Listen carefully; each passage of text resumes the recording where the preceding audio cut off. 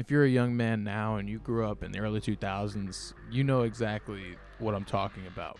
I still remember it to this day. Me and my friends spending all day daydreaming, talking about, chatting with each other, strategizing, getting ready to just get off of school. And so the moment I got off the bus, my feet hit the road, I'm sprinting home. I'm throwing down my bag as soon as I get inside, and I'm picking up my controller and I'm getting ready for one of the most prime experiences I probably have in my entire life. And I know some of y'all will look at that and think that's sort of strange, right? Like, you're only 20 years old and you're already so certain this is one of the best experiences in your whole life? Absolutely. One of the best experiences in my entire life. And I don't think it's going to be topped by anything else when it comes to gaming. It was a whole era that is just completely gone. Whether I'm talking about gaming, whether I'm talking about YouTube, whether I'm talking about just media in general, it is just not the same as how it was back then. And I know there's all sorts of nostalgia bait videos that try to convince you that it's just brain chemistry fooling you into thinking it was better than it really was. And maybe I'm open to that, there being some of that, but I can guarantee you this was just a rare time on the internet that if you weren't there, you don't fully understand it. And so that brings me to my point. That brings me to where we're at now, to dive fully and explain to y'all the Call of Duty commentary community.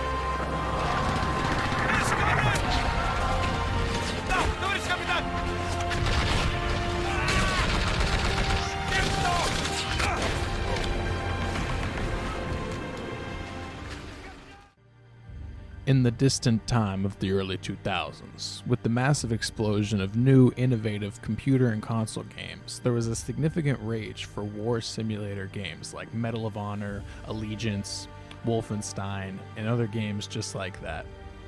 But in 2003, there was a seemingly run-of-the-mill standard war sim that went by the name of Call of Duty. To the surprise of most, the first game did rather well in a very saturated genre, especially considering how basic the game truly was. But because of its success, it riled up enough attention to warrant itself a second.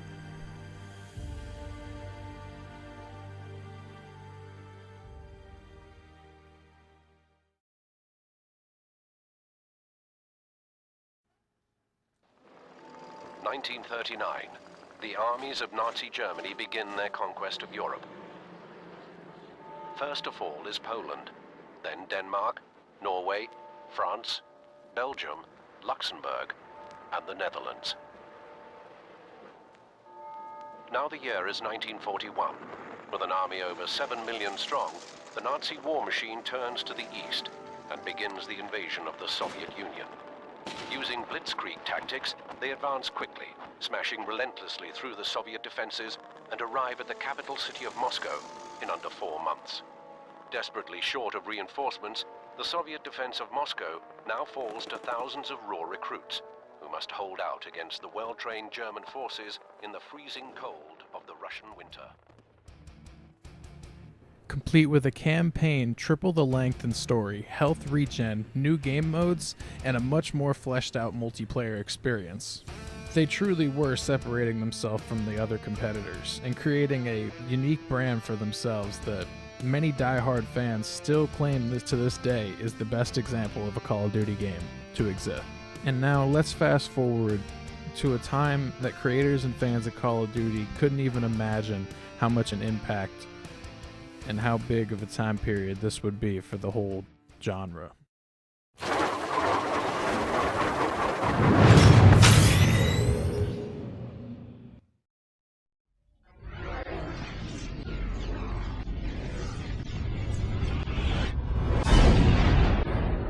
50,000 people used to live here. Now it's a ghost town.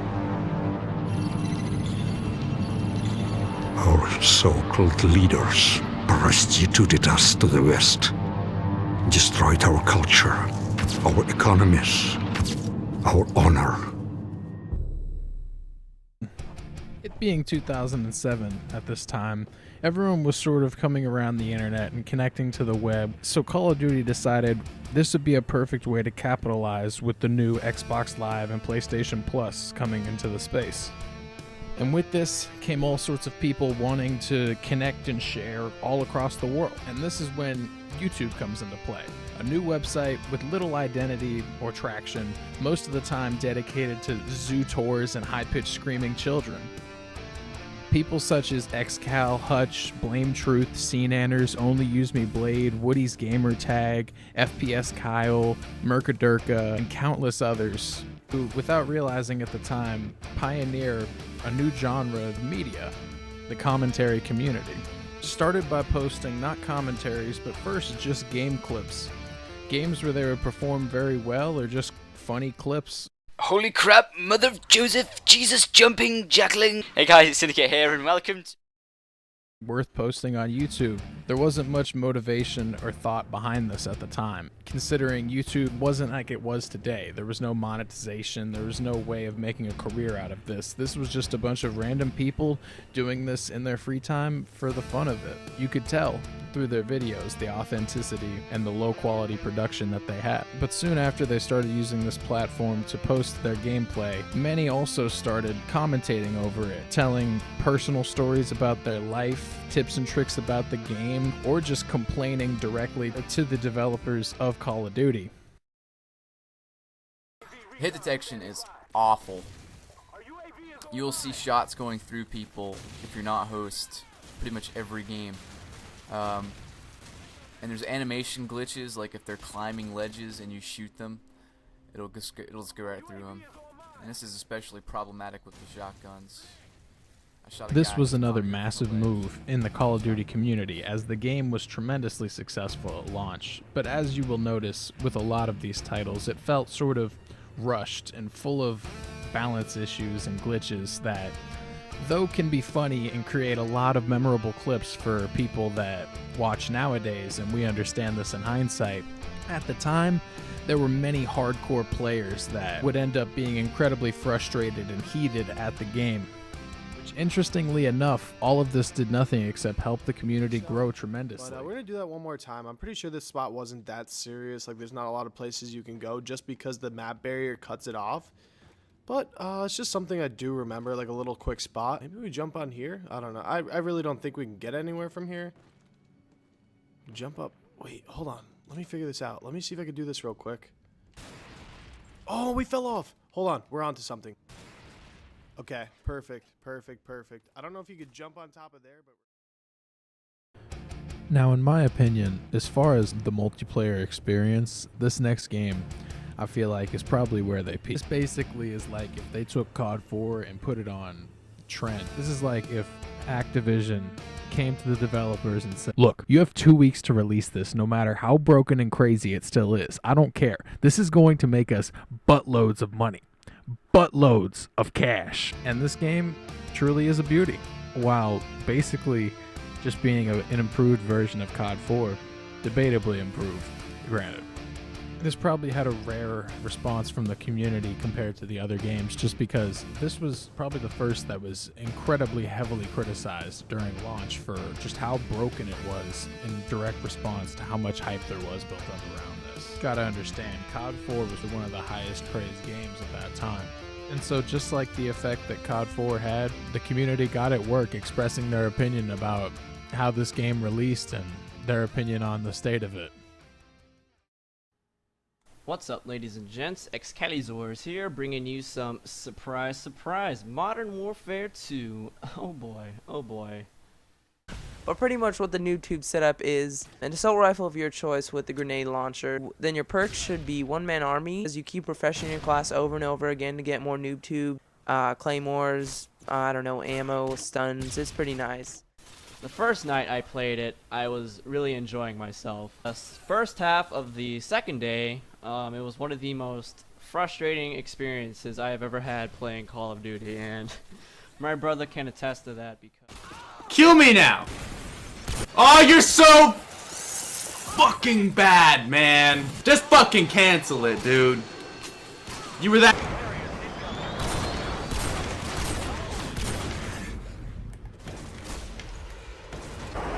Hands up if you like Painkiller! No! Modern Warfare 2 first came out, and up until the Danger Close noob tubes became a thing, I don't think I hated a video game more. And I'm dead. Now, before I get any further, I actually skipped over an entire game in this franchise. Mostly because a lot of people in the community kind of did the same. They just stayed on Call of Duty 4 while World at War ran its cycle, because most just didn't acknowledge or like World at War's multiplayer. But there was one thing about this that no one could have understood how big it would be at the time for Call of Duty or just gaming in general. No one, not even the devs, knew what they had their hands on.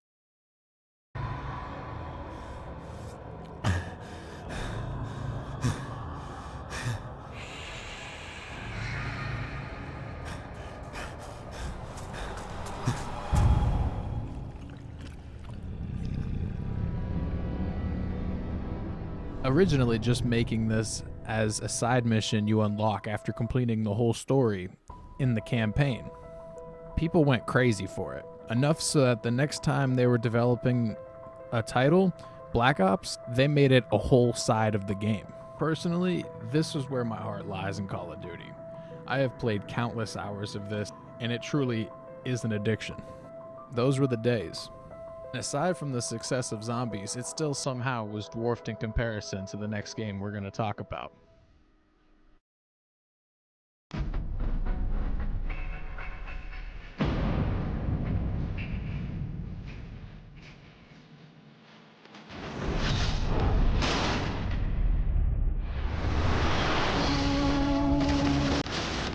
This is it!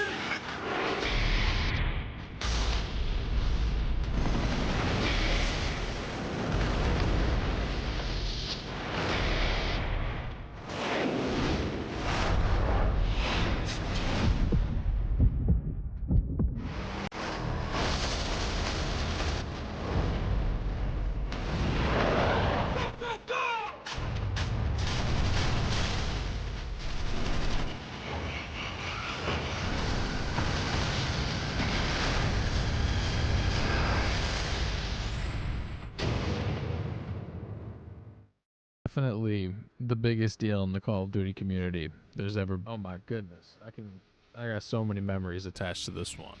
Syndicates 115, White Boy 7th Street, just in general.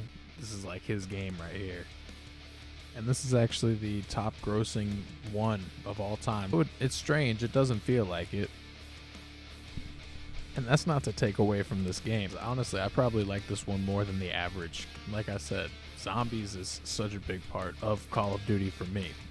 I would probably take Call of Duty Zombies over Call of Duty. I saying that after everything I've told you in this video that I know of the community outside of Zombies entirely. Now, what's interesting is this is about where we meet the peak for OG COD creators. But really, it's just the start of Call of Duty into the mainstream, like we know it today. I'm not saying I hate the new Call of Duty games. In no way are they like the old ones, but I don't think they're wildly different. I don't think the old ones are wildly better. Of course. And I have a lot of love for what Call of Duty did for the mainstream gaming community, but it just truly was a different time in creator culture, in culture in general. I'm 20, and I can truly say I've experienced some of the best times of my life.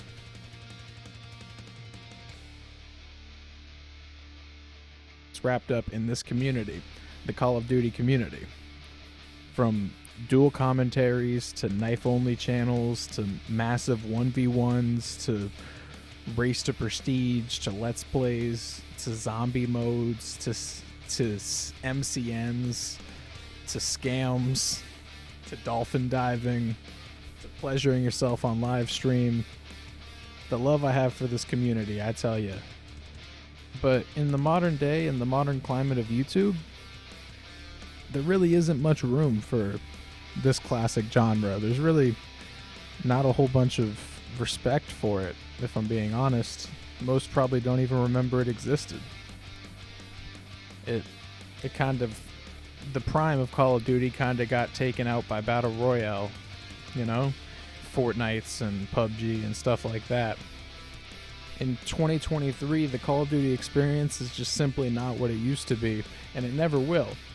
And in some ways, I think that's beautiful. It's like a time capsule of such a raw and vulnerable moment in gaming and in the YouTube community in general. It is undeniable that the Call of Duty commentary community was a massive part in pioneering gaming on YouTube in general.